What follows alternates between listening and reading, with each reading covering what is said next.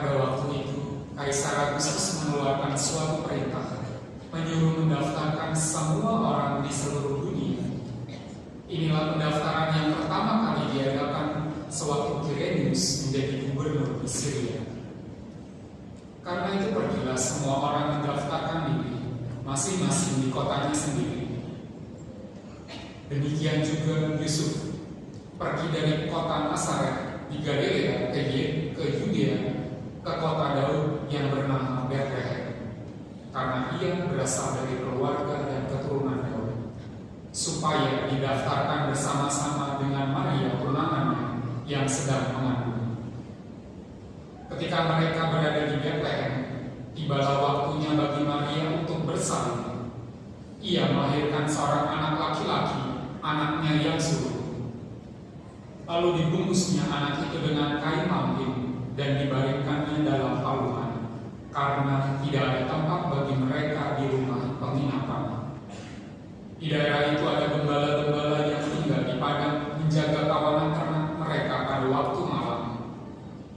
Lalu berdirilah seorang malaikat Tuhan di dekat mereka, dan kemuliaan Tuhan bersinar meliputi mereka, sehingga mereka sangat ketakutan. Kata malaikat itu kepada mereka, "Jangan takut, sebab sesungguhnya aku memberitakan kepadamu kesukaan besar untuk seluruh bangsa. Hari ini telah lahir bagimu juru selamat, yaitu Kristus Tuhan di kota Daud. Inilah tandanya bagimu. Kamu akan menjumpai seorang bayi dibungkus dengan kain mampin dan terbaring di dalam palungan." Tiba-tiba tampaklah bersama-sama dengan malaikat itu sejumlah besar bala tentara surga yang memuji Allah, katanya, "Kemuliaan bagi Allah di tempat yang maha tinggi, dan damai sejahtera di bumi di antara manusia yang berkenan kepadanya."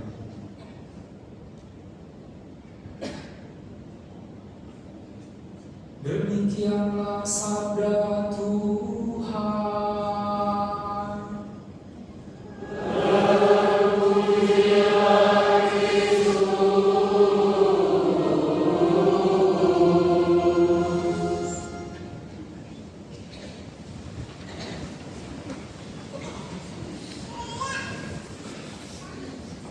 Assalamualaikum, Suster, Ibu, Bapak, Saudara-saudari yang terkasih, selamat malam.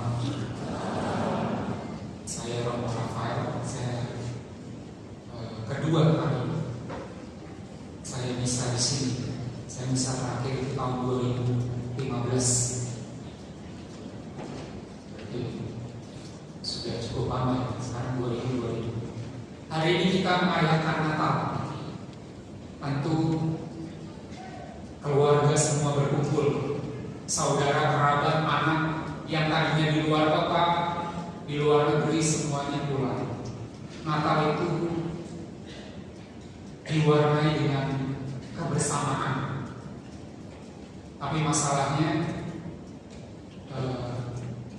kalau sudah bersama, biasanya kalau jauh kita komunikasi lewat telepon, lewat media sosial, WhatsApp dan sebagainya.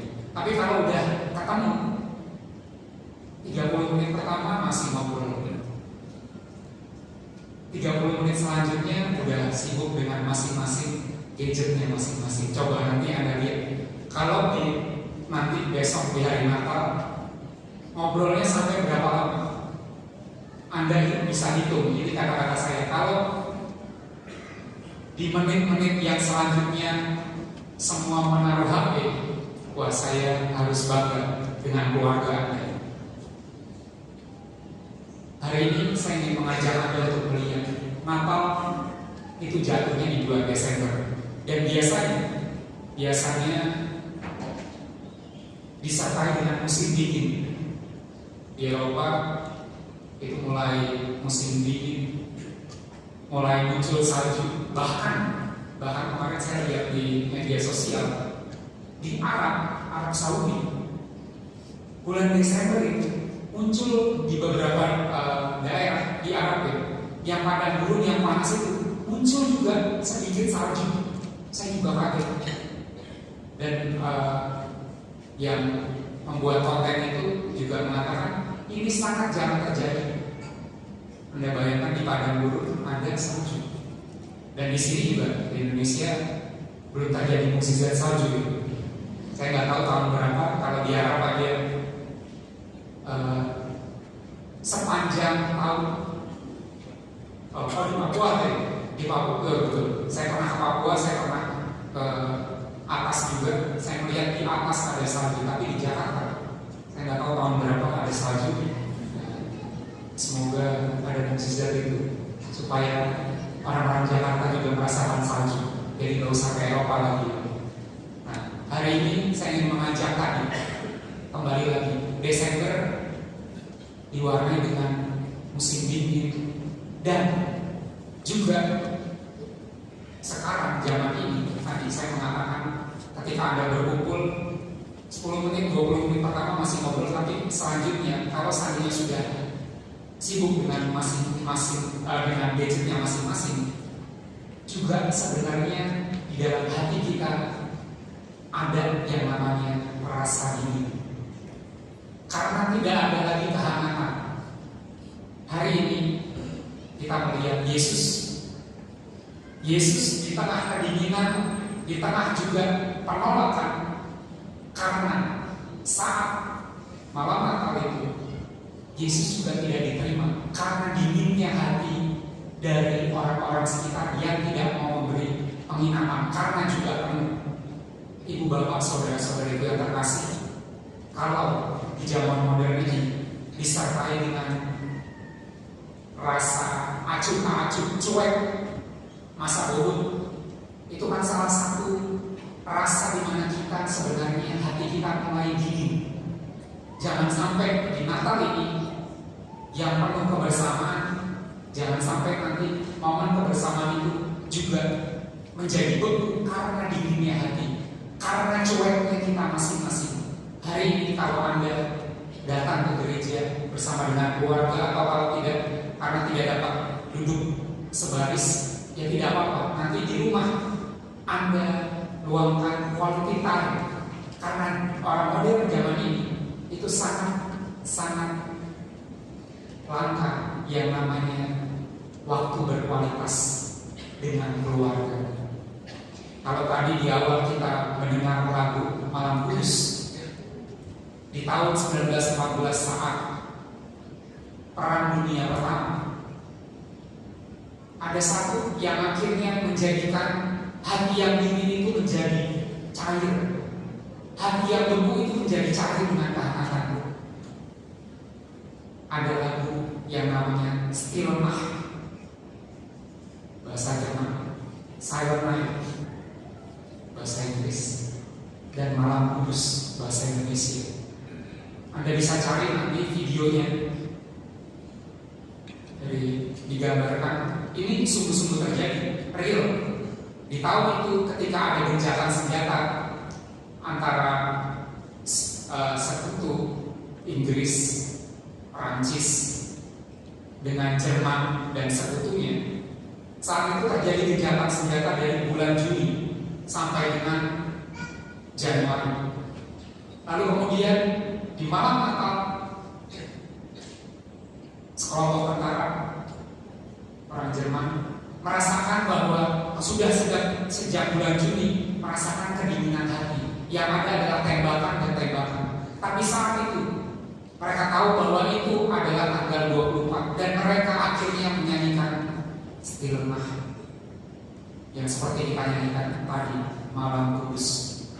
Ketika satu kelompok tentara mengangkat bendera putih dan akhirnya menyanyikan Stille Nacht, dan dari sana ternyata mereka juga menyambutnya dengan Silent Night. Dan saat itulah mereka masing-masing tentara itu mengangkat senjatanya dan menaruh, dan kita malam itu, hari itu sama sekali tidak ada tembak-menembak, dan mereka sama-sama bermain bola, bertukar cerutu, dan sungguh-sungguh tidak terjadi yang namanya gencatan senjata. Hari itu, malam itu, lagu Stille Nacht, lagu Silent Night, lagu Malam Kudus akhirnya mencairkan hati yang beku dari para tentara. Dan hari ini saya mengajak Anda juga, kalau tahun ini tema Natal kita Allah hadir untuk menyelamatkan keluarga. Yesus hadir melalui keluarga, bukan seperti manusia Superman yang langsung datang dengan mesin. Tapi Yesus hadir lewat keluarga. Pertama-tama ingin menyapa manusia, keluarga, bahwa dia bukan hanya numpang hadir di dunia ini, tapi sungguh-sungguh Yesus memberikan hati yang hangat. Hati yang hangat akhirnya melahirkan, memunculkan yang namanya kepedulian. Maka orang yang punya hati yang hangat, saya punya kebiasaan dalam keluarga, kalau saya punya adik dan kakak, kalau saya lagi makan bersama di keluarga, kami meletakkan handphone masing-masing tidak di depan, tapi kami letakkan di dalam keranjang. Dan disitulah akhirnya kita ngobrol sama-sama, cerita apa yang terjadi. Itu saya didik adik saya dari SMA sampai sekarang dia sudah menikah. Dan akhirnya terjadi, kalau saya pulang dan kita makan bersama dengan keluarga, semua handphone itu ada dalam keranjang dan kita masing-masing tidak sibuk dengan gadget kita masing-masing. Hari ini saya mengajak Anda, mari di Natal ini kita singkirkan hati yang dingin tadi. Kalau Yesus mau hadir lewat kehangatan hati yang peduli dengan manusia, memberikan waktu, memberikan diri, maka hari ini saya juga mengajak Anda, nanti kalau Anda ada momen bersama dalam keluarga, mari kita letakkan gadget kita dan kita masing-masing akhirnya menyapa dari hati ke hati. Karena hati yang teguh bisa mencairkan dari hati para tentara dengan lagu Malam Kudus Still Night. Maka hari ini saya yakin lagu itu Malam Kudus tadi juga mampu mengubah hati kita masing-masing. Karena Yesus mau lahir di dalam hati Anda untuk mengubah hati yang beku, yang selama ini sibuk dengan pekerjaan, sibuk dengan kegiatan, semua rutinitas kita, dan yang tadinya kita cuek. Hari ini saya mengajak Anda, mari kita berikan waktu kita 10-20 menit, setengah jam untuk keluarga, untuk saling berbagi. Maka saya ingin menutup homili saya dengan sebuah cerita. Pada satu kali di sebuah paroki ingin menampilkan pada saat Natal, ingin menampilkan drama Natal anak-anak. Nah, lalu kemudian mereka mulai berlatih 2 bulan. Yang paling besar itu adalah anak kelas 3 SD. Jadi yang lain itu di bawahnya, TK, kelas 1, kelas 2, kelas 3. Nah, masing-masing semuanya berlatih. Lalu kemudian ada satu ibu yang menginginkan anaknya ingin tampil saat Natal pada besok pagi. Lalu ibunya memohon kepada panitia, "Kak, mohon anak saya yang TK ini supaya bisa ikut jadi apapun." Lalu kemudian akhirnya anak TK ini tadi diperbolehkan untuk ikut dalam drama itu. Bukan jadi domba, bukan jadi sapi, tapi jadi salah satunya adalah dia pemilik penginapan. Lalu sudah ketika 2 bulan latihan, dia sudah hafal. Ketika nanti saat ada Maria dan Yosef datang, lalu kemudian dia sudah latihan, yang dikatakan adalah, "Selamat malam, maaf, penginapan sudah penuh." Hanya 3 kata. Anak TK mengingat 3 kata itu. "Selamat malam, maaf, kamar sudah penuh." 3 kata itu. Udah dia latihan sampai ibunya di hari-hari itu melatih, "Kamu harus mengatakan apa? Selamat malam, maaf, penginapan sudah penuh." Udah ingat. Lalu mulailah tampil drama Natal, tampil. Semua berjalan baik. Yosef dan Maria seperti tadi, tapi tadi udah gede. Nah, mungkin anak kelas 3 yang datang. Lalu kemudian di situ akhirnya sampailah kepada, sebutlah namanya Andi. Sampailah kepada Andi. Maria dan Yusuf lalu kemudian datang ke penginapan Andi. Lalu kemudian Andi di situ melihat, wah dia udah hafal pokoknya. Selamat malam, maaf penginapan sudah ada. Tapi dia melihat bajunya compang-camping Yosef. Lalu kemudian saat itu diketok, tok tok. Selamat malam. Lalu Andi mengatakan, selamat malam. Kami sudah mencari sepanjang penginapan, ada 20 penginapan, tapi semuanya penuh. Si Andi diam. Lalu kemudian dia lupa saat itu. Selamat malam, terus apa ya? Saya lupa lagi. Lalu kemudian si Yosef mengatakan, Pak, apakah di dalam ada penginapan? Dia melihat Maria yang baju compang-camping kelurahan, lalu kemudian mukanya kotor karena kan waktu latihan tidak di make up. Lalu kemudian dia ketika saat hari-hari make up kemudian kasihan sekali. Lalu kemudian dia mengatakan, mari di dalam masih ada. Jadi Yesus hari itu tidak jadi lagi di kanan. Tentu ini hanya rekaan cerita saya. Dari sini saya mengungkapkan Andi yang tadinya ketika dalam latihan, ketika dalam keseharian dia ingat apa yang dilatih kepadanya. Tapi ketika melihat yang namanya luka, yang namanya orang sekarang banyak terluka hatinya, yang namanya kemiskinan, kesederhanaan, akhirnya hatinya yang lembut tidak bisa berbohong. Dia dengan keluguan hatinya, kejujuran hatinya, akhirnya harus menerima Yesus yang ditolak sejak dulu. Tapi oleh Andi, karena hatinya begitu tersentuh, akhirnya dia memperbolehkan Maria dan Yosef untuk masuk ke dalam. Ibu bapak saudara-saudara itu yang terkasih, hari ini saya ingin mengajak Anda, kadangkala hati kita beku, tapi lewat cerita dari hati Andi tadi, dia anak kecil yang polos, yang mampu menampilkan apa adanya. Dan kadangkala Natal itu kadangkala seperti bayi, kita harus menjadi seperti anak kecil. Saya sebagai imam kadangkala juga harus menjadi seperti anak kecil supaya bisa memiliki kerajaan Allah. Dan hati yang terbuka tadi, hati yang penuh kehangatan dan belas kasih, akhirnya itulah yang diterima oleh Allah. Maka hari ini mari kita membuka hati kita masing-masing untuk menerima kehangatan cinta Yesus yang selama ini ditolak, yang mungkin di rumah, di keluarga ditolak, tapi hari ini Yesus melahir dalam hati Anda untuk menerima kehangatan itu.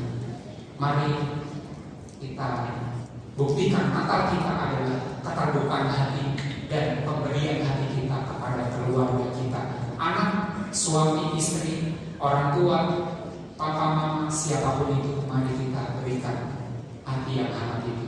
Selamat Natal dan mari kita renungkan Natal ini. Mari kita hanya sejenak kita bersabar dan